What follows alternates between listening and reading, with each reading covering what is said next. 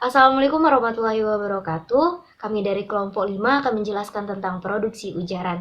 Sebelum itu perkenalkan, saya Cindy Oktavia dengan NIM A1B118097 serta rekan saya Nelly Gusriani dengan NIM A1B118100 dan Salsabila Alivia dengan NIM A1B118102.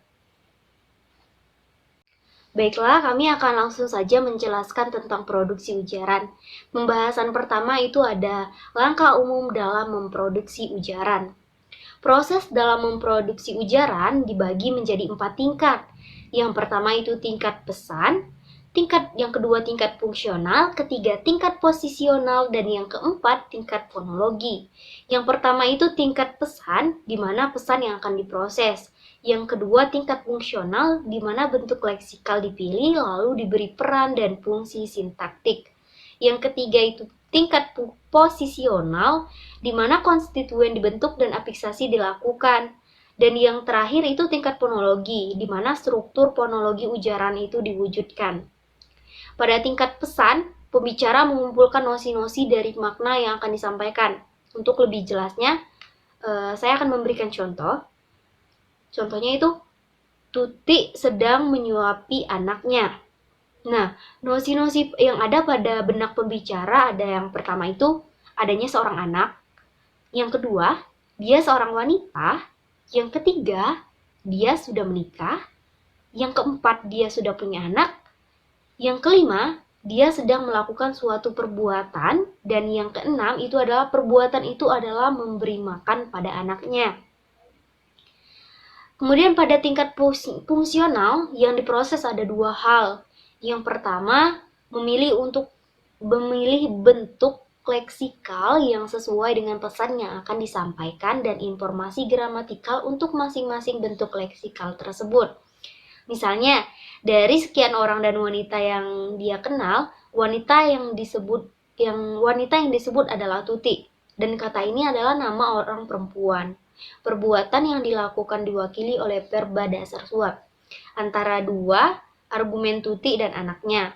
Tuti adalah pelaku perbuatan, sedangkan anaknya adalah resipiennya. Kemudian ada proses kedua pada tingkat fungsional adalah memberikan fungsi pada kata-kata yang telah dipilih ini. Proses di sini menyangkut hubungan sintaktik atau fungsi gramatikal. Sedangkan pada tingkat pemrosesan posisional diurutkan bentuk leksikal untuk ujaran yang akan dikeluarkan. Pengurutan ini bukan berdasarkan jajaran yang linear, tetapi pada kesatuan makna yang hierarkis. Kemudian kita lanjut pada pembahasan kedua, itu ada rincian produksi ujaran. Dalam proses memproduksi ujaran, orang mulai dari perencanaan mengenai topik yang akan diujarkan, kemudian turun ke kalimat yang akan dipakai, dan turun lagi ke konstituen yang akan dipilih. Setelah itu, barulah dia masuk ke pelaksanaan dari yang akan diujarkan. Ini mencakup rencana artikulasi dan bagaimana mengartikulasikannya prosedur ini. Dari rincian produksi ujaran ini, itu ada pembagiannya, itu ada perencanaan dan pelaksanaan. Pada perencanaan sendiri dibagi lagi, itu ada wacana, kalimat, dan konstituen. Sedangkan pembagian pada pelaksana itu adalah program artikulasi dan artikulasi. Kemudian kita akan menjelaskan lebih rinci tentang perencanaan pada produksi wacana. Perencanaan produksi wacana. Umumnya wacana itu dibagi dua, yaitu dialog dan monolog. Perbedaan utama antara dua macam ini terletak pada ada tidaknya interaksi antara pembicara dan pendengar. Pada dialog terdapat paling tidak dua pelaku, yakni yang berbicara dan yang tidak diajak bicara. Pada wacana monolog hanya ada satu pelaku. Kalau wacana itu lisan, hanya ada satu pembicara. Kalau wacana itu tulis, hanya penulis sebagai pelakunya. Baik dialog maupun monolog mempunyai aturan yang rumit yang umumnya diikuti orang meskipun belum tentu dengan sadar. Kemudian kita masuk pada penjelasan lebih rinci tentang wacana dialog tadi. Dalam wacana dialog oleh Clark dianggap sebagai joint activity Ada 4 unsur yang terlibat, itu ada personalia, kemudian latar bersama, perbuatan bersama, dan kontribusi. Kita akan menjelaskan lebih rinci lagi pembagian dari wacana dialog. Yang pertama itu ada unsur personalia. Unsur personalia pada unsur ini minimal harus ada 2 partisipan, yakni pembicara dan interlokutor atau orang yang diajak bicara. Tidak mustahil pula adanya pendengar, yakni orang lain yang bisa juga ikut serta dalam pembicaraan ini. Di samping itu, personalia juga dapat mencakup bystanders, yakni partisipan yang mempunyai akses terhadap apa yang dibicarakan oleh pembicara dan interlokutornya dan kehadirannya diakui. Terakhir adalah penguping, yakni partisipan yang juga mempunyai akses terhadap percakapan itu, tetapi kehadirannya tidak diakui. Artinya, bisa saja dia ada di kamar sebelah, tetapi mendengar percakapan tersebut. Kemudian ada pembagian unsur latar bersama. Konsep latar bersama merujuk pada anggapan bahwa baik pembicara maupun interlokutornya sama-sama memiliki prasuposisi dan pengetahuan yang sama. Kemudian saya akan memberikan contoh. Vivin berkata, "Halo, ini Pipin." Amrul pun menjawab, "Oh, halo, Vin, apa kabar?" Vivin, "Baik-baik aja. Kamu dengar nggak? Si Bram masuk rumah sakit." Amrul, "Belum tuh. Kapan? Kenapa?" Vivin, "Tenggorokannya kena duri ikan, lalu jadi bengkak." "Oh iya? Kamu udah jenguk?" "Belum. Ayo kita jenguk yuk." "Oke, kita ketemu di kampus jam 4. Oke, see you. See you." Amrul pun mengakhiri hubungan percakapan mereka dan mereka akan bertemu di kampus pada pukul 4. Artinya latar bersama yang dimiliki oleh Vivin dan Amrul adalah teman mereka yang bernama Bram. Karena Vivin berasumsi bahwa Amrul kenal Bram dan Amrul pun tahu bahwa Vivin kenal Bram. Maka pengetahuan ini dijadikan latar bersama untuk membicarakan apa yang terjadi pada Bram. Tanpa latar bersama ini percakapan tidak akan terjadi. Kalaupun terjadi, Amrul pasti akan bertanya, siapa Bram itu, dan sebagainya. Kemudian pembahasan selanjutnya akan dijelaskan oleh rekan saya. Terima kasih. Assalamualaikum warahmatullahi wabarakatuh. Saya Nili Gusrani dengan NIM A1B11800 akan melanjutkan materi dari saudari Cindy Octavia, yaitu yang pertama unsur perbuatan bersama. Unsur perbuatan bersama atau joint action adalah bahwa baik pembicara maupun interlokutornya melakukan perbuatan yang pada dasarnya mempunyai aturan yang mereka ketahui bersama. Dan yang kedua itu ada unsur kontribusi. Dengan kata lain, kontribusi umumnya mempunyai 2 tahap. Tahap yang pertama itu adalah tahap presentasi, di mana pembicara menyampaikan sesuatu untuk dipahami oleh interlokutornya. Dan yang kedua itu ada tahap pemahaman, di mana interlokutor telah memahami apa yang disampaikan oleh pembicara. Dan yang selanjutnya itu ada struktur percakapan. Secara sepintas, orang mengira bahwa suatu percakapan adalah perbuatan verbal yang spontan yang keluar begitu saja pada waktu berbicara, tanpa ada aturannya. Pada waktu berbicara, kalau hal ini benar, maka dapat dibayangkan bahwa dalam suatu percakapan pasti akan terjadi tabrakan-tabrakan dalam giliran berbicara. Penantian yang tak menentu mengenai kapan seseorang harus menjawab, siapa yang harus masuk dalam percakapan, dan sebagainya. Dan yang selanjutnya ada wacana monolog. Berbeda dengan wacana dialog, wacana monolog umumnya mempunyai satu partisipan, yakni orang yang berbicara atau menulis itu sendiri. Tentu saja, wacana seperti ini tidak memiliki aturan yang sama dengan aturan untuk dialog. Pada monolog, orang umumnya mengikuti pola narasi tertentu. Dari segi informasi yang akan diberikan, orang memilah-milah mana yang layak dimasukkan dan mana yang tidak. Dan yang terakhir itu ada perencanaan produksi kalimat. Setelah mengetahui apa yang ingin kita katakan, maka sampailah kita pada perencanaan produksi kalimat. Menurut Clark dan Clark pada tahun 1977, ada 3 kategori yang perlu diproses. Yang pertama itu ada muatan proposisional, yang kedua ada muatan ilokusioner, dan yang ketiga itu ada struktur tematik. Sekian materi dari saya. Wassalamualaikum warahmatullahi wabarakatuh. Baiklah, selanjutnya saya akan menjelaskan pada 2.2.1, yaitu muatan proporsional. Pada kategori muatan proporsional, pembicara menentukan proposisi apa yang ingin dia nyatakan. Suara ibu yang menyuapi anaknya, mengunjungi orang sakit, menuai padi, atau apa. Dalam proses ini, ada beberapa hal yang perlu diperhatikan. Pertama, pemilahan peristiwa atau keadaan dalam suatu wacana yang akan terujar dalam bentuk kalimat-kalimat. Kita memilah-milah peristiwa atau keadaan itu menjadi ilwah yang seolah-olah terpisah-pisah. Selanjutnya pada 2.2.1, muatan ilokusioner. Setelah muatan proporsional ditentukan, pembicara menentukan muatan ilokusionernya, yakni makna yang disampaikan ini akan diwujudkan dalam kalimat yang seperti apa. Di sini peran tindak ujaran muncul. Suatu maksud diciptakan dinyatakan dengan representatif atau kalimat direktif. Selanjutnya pada 2.2.3 yaitu struktur tematik. Struktur tematik berkaitan dengan penentuan berbagai unsur dalam kaitannya dengan fungsi gramatikal atau semantik dalam kalimat. Pembicara menentukan mana yang dijadikan subjek dan mana yang dijadikan objek. Selanjutnya yaitu pada 2.3, perencanaan produksi konstituen. Setelah perencanaan kalimat selesai dibuat, turunlah si pembicara ke tataran konstituen yang membentuk kalimat itu.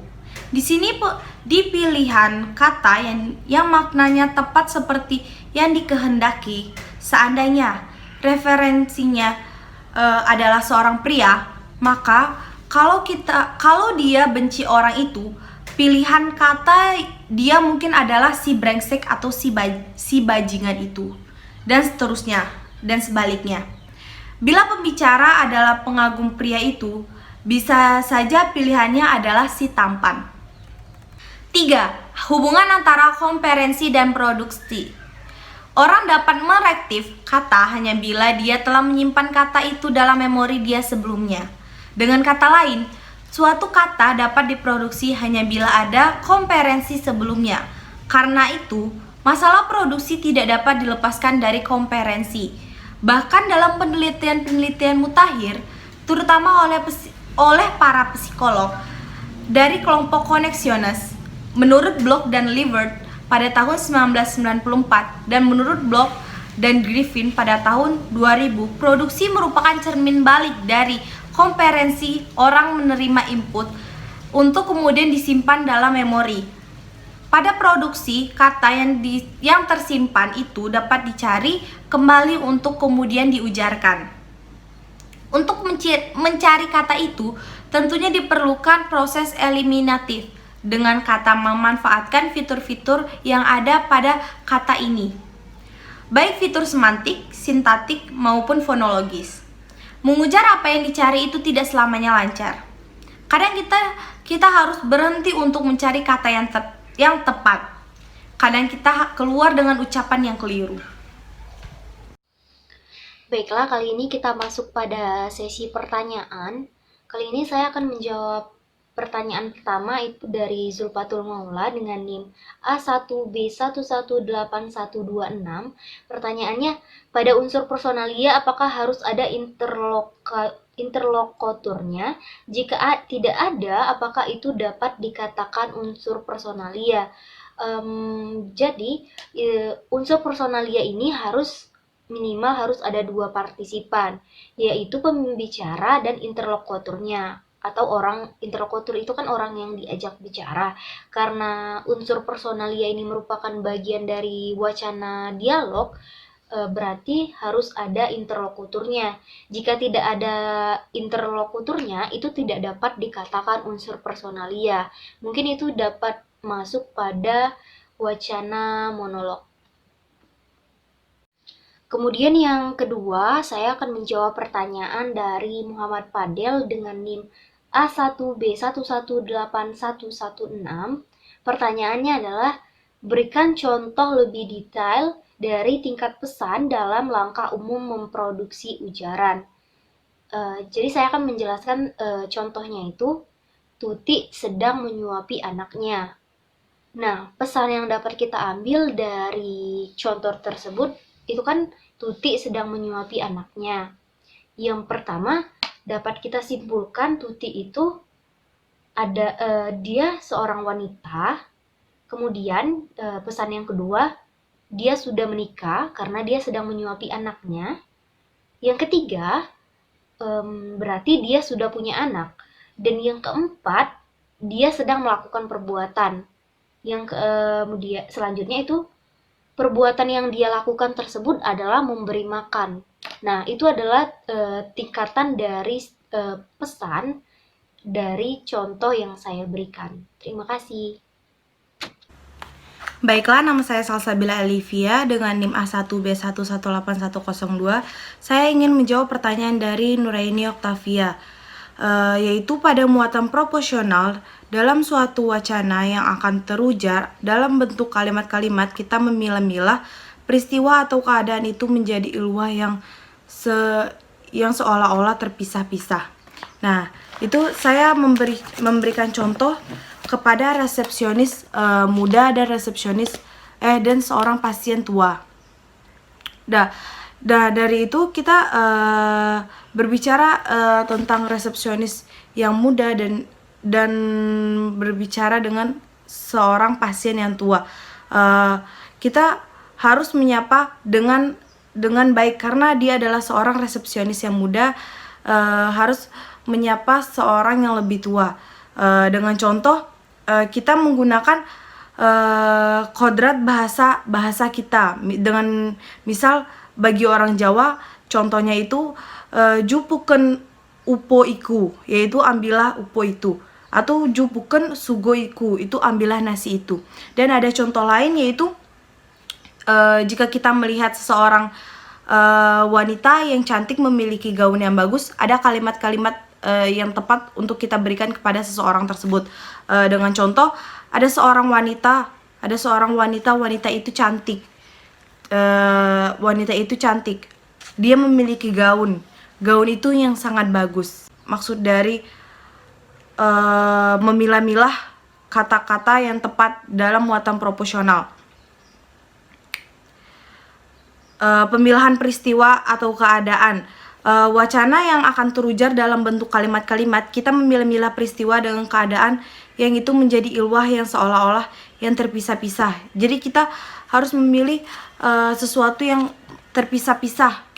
Kita berbicara kepada seseorang itu harus memiliki proposisinya sesuai dengan apa yang terjadi terhadap orang itu, sesuai keadaan atau peristiwa tersebut. Baiklah, saya akan menjawab pertanyaan dari saudara Riko Fernanda dengan NIM A1B118127, yang mana pertanyaannya, pada unsur perbuatan bersama dijelaskan bahwa baik pembicara maupun interlokutornya melakukan perbuatan yang pada dasarnya mempunyai aturan yang mereka ketahui bersama. Yang ingin ditanyakan, aturan seperti apa yang harus mereka ketahui itu, dan apa akibat yang akan terjadi apabila salah satu dari mereka tidak mengetahui aturan tersebut. Nah, pada suatu percakapan memilih 3 struktur, yaitu pembukaan, isi, dan penutup. Pada pembukaan harus ada ajakan dan respon. Tanpa ada respon, suatu percakapan tidak mungkin akan berlanjut. Pada isi kedua, pembicara harus memiliki pengetahuan dan latar yang sama. Dalam penutup, kedua pembicara harus menyelesaikan topik terakhir, sama-sama bersedia untuk mengakhiri percakapan. Nah, apabila salah satu pembicara tidak ingin mengakhiri percakapan, maka pembicaraan tetap berlangsung. Dan akibatnya, tanpa urutan yang tadi dijelaskan, satu pihak bisa merasa tersinggung karena dia mempunyai percakapan yang diputuskan. Sekian jawaban dari saya, terima kasih. Baiklah kawan-kawan, itulah penjelasan dari kelompok kami serta jawaban-jawaban dari pertanyaan kawan-kawan sekalian. Kami mengucapkan terima kasih sudah menyaksikan video kami. Saya pamit undur diri. Wassalamualaikum warahmatullahi wabarakatuh.